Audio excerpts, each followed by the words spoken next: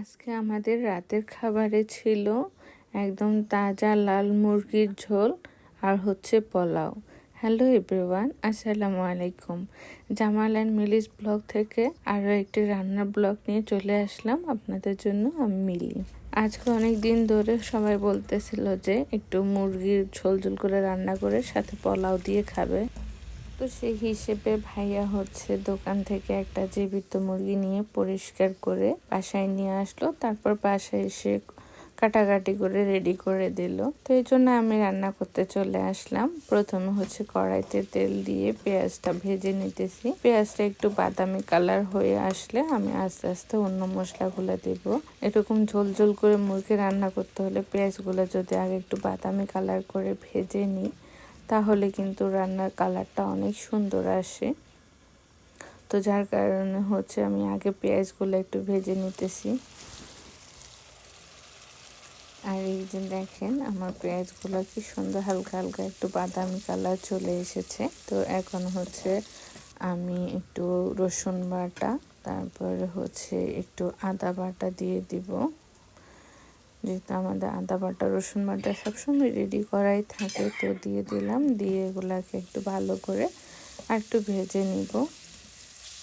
এদিক দিয়ে এগুলা ভাজা ভাজা হয়ে আস্তে আস্তে আমি হচ্ছে অন্য যে মশলাগুলো আছে সেগুলো একটু রেডি করে নেব। আর এদিক দিয়ে হচ্ছে মুরগিটা আরেকবার একটু ধুয়ে নিতেছি, কারণ অনেকক্ষণ ধুয়ে রাখার কারণে হচ্ছে একটু রক্ত বেড়ে গেছে। তো যার কারণে হচ্ছে আমি আবার ধুয়ে আর একটু পরিষ্কার করে নিতেছিলাম। এই যে আমার মশলাটা ভাজা হয়ে এসেছে। এখন হচ্ছে আমি এগুলোতে বাকি যে মশলাগুলো, যেমন হলুদের গুঁড়া দিয়ে দিলাম একটু, তারপরে হচ্ছে একটু মরিচের গুঁড়া দিব। খুব বেশি মরিচ দিব না, যেহেতু আমার ভাগ্নে অনেক ছোটো, ও হচ্ছে একদমই ঝাল খেতে পারে না। তো হচ্ছে ওর জন্য একটু মরিচটা কম করে দিয়ে এখন হচ্ছে আবার মশলাগুলোকে সুন্দর করে নেড়ে চেড়ে ভালোভাবে একদম মিশিয়ে নিব। তারপর হচ্ছে একটু পানি দিয়ে দিচ্ছি যাতে মশলাগুলো পুড়ে না যায়। চুলার তাপটা একটু কমিয়ে দিলাম, দিয়ে একটু পানি দিয়ে দিলাম মশলাগুলো যাতে ভালোভাবে কষে যায়। মশলাগুলো একটু ভালোভাবে যদি কষে তারপরে হচ্ছে বাকি গরম মশলাগুলো দিয়ে দিব। এই যে দেখেন আমার এই মশলাগুলো কি সুন্দর একটু নরম হয়ে সিজে এসেছে। তো এগুলো আগে একটু ভালোভাবে নেড়ে চেড়ে দিচ্ছি। তারপর হচ্ছে গরম মশলা দিয়ে দিচ্ছি, তেজপাতা, দারচিনি, তারপর হচ্ছে এলাচি, সবগুলোকে আমি ছোট ছোট করে ভেঙে ধুয়ে রেখেছি, এখন ওগুলোই দিয়ে দিতেছিলাম। তারপর হচ্ছে একটু জিরার গুঁড়া, তারপর হচ্ছে একটু ধনিয়া গুঁড়া, ওগুলা দিয়ে দিলাম। দিয়ে তারপর হচ্ছে ভালোভাবে মশলাটাকে নেড়ে দিতেছি। এরপর আবার ভালোভাবে কষিয়ে নেব। মশলাটা একদম ভুনা ভুনা হয়ে আসলে তারপরে হচ্ছে মাংসগুলা দেব, এই আর কি। এই যে একটু পানি দিয়ে দিচ্ছি, পানি দিয়ে আবার হচ্ছে মশলাটা যাতে লেগে না যায় সেজন্য একটু পানিও দিয়ে দিলাম।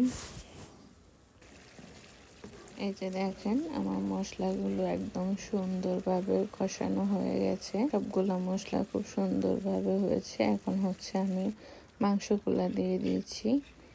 আস্তে আস্তে মাংসগুলা দিয়ে তারপর হচ্ছে নেড়ে দেব, যাতে করে একবারে মাংসগুলার সাথে মশলাটা খুব ভালোভাবে অ্যাড হয়ে যায়। এই জন্য খুব সুন্দর করে আস্তে আস্তে করে নেড়ে দিয়েছি। দেখেন, দিয়ে এখন হচ্ছে ঢাকনা দিয়ে দেব।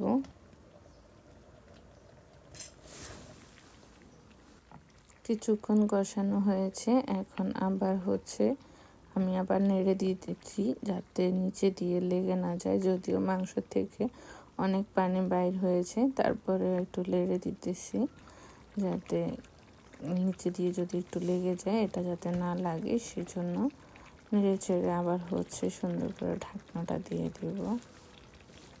এমন ঝোল ঝোল করে শক্ত মুরগি রান্না কার কার পছন্দ অবশ্যই জানাবেন। দেশে থাকতে তো দেশি বড় মুরগিগুলারে যদি এভাবে ঝোল ঝোল করে রান্না করা হতো খুবই মজা লাগতো। দেখেন আমার মাংসের কালারটা কি সুন্দর এসেছে। তেলটা উপরে উঠে এসেছে। তো এখন আমি আর একটু নেড়ে দিতেছি। তো এই তো মোটামুটি হয়ে এসেছে। এখন হচ্ছে একটু আলু দিয়ে দিচ্ছি।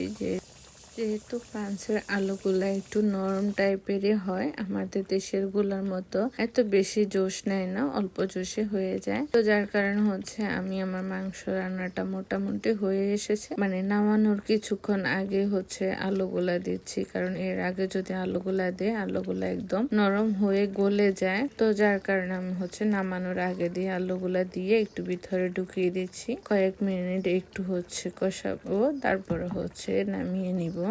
এই যে দেখেন আমার কিন্তু প্রায় মাংস রান্নাটা শেষ হয়ে গেছে।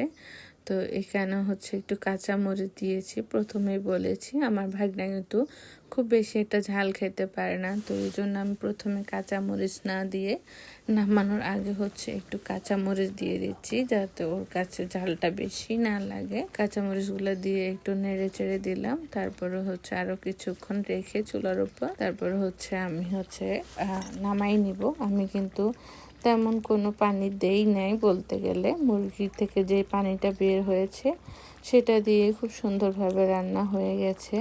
তো আমার রান্নাটা শেষ।